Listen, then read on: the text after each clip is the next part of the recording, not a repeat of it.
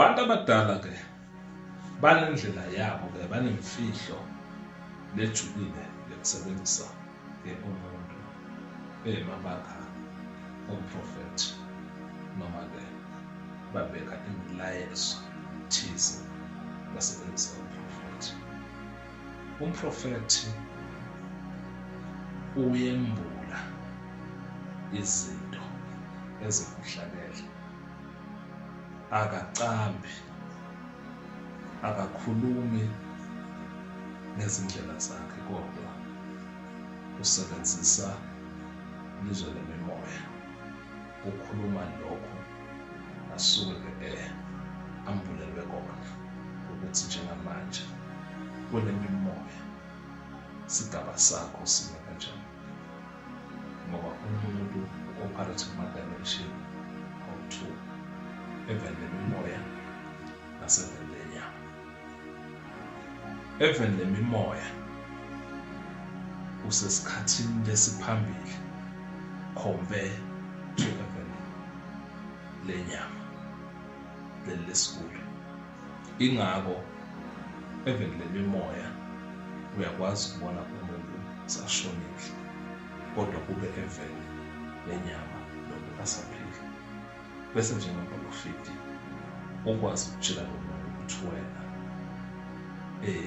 ngibona emalanga akho okuphila sashabalala, ngubona ukugula ngesikhathi lesithile.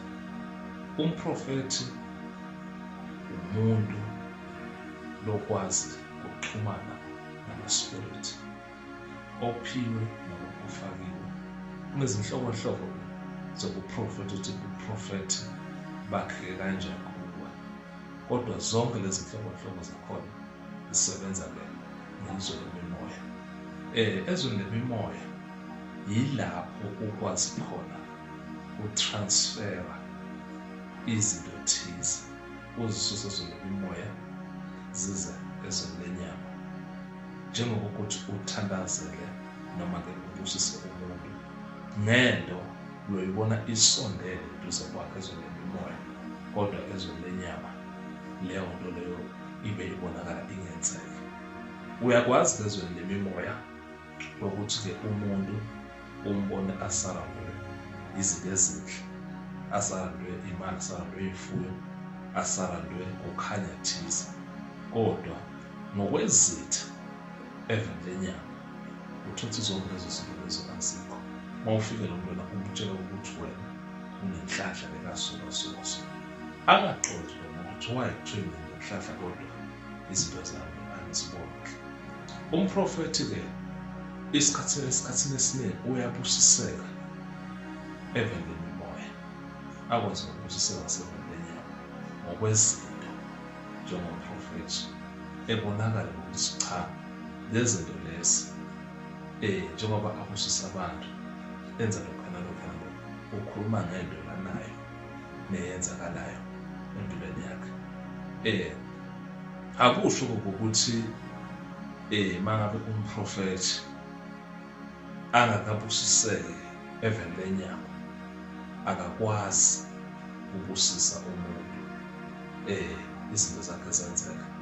Uyakwazi umprofethi makane assets even lemimoya ukuthi akhulume isibusiso esikhulu kumuntu langenaso yena, kodwa lowo muntu loyo simsebenzele.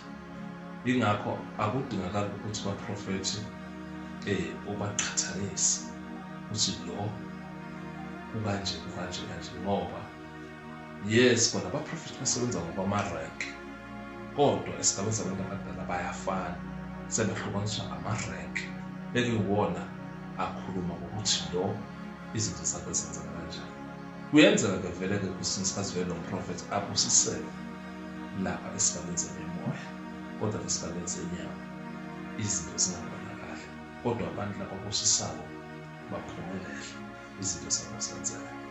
Assignment yomprofethi yileyo yokuthi abusise abantu, athandazele abantu, abuke umuntu kasona, akwazi ukuthi lo muntu lo unenkinga yani, ezwe nemimoya kuthiwa yini into lengenziwa kulo muntu usemlilo.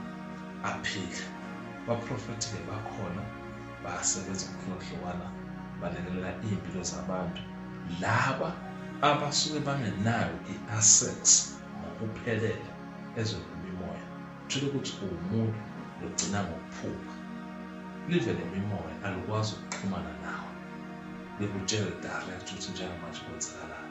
Sekudingakala umprofethi lapho oyomelela isimo sempilo yakho. Amen.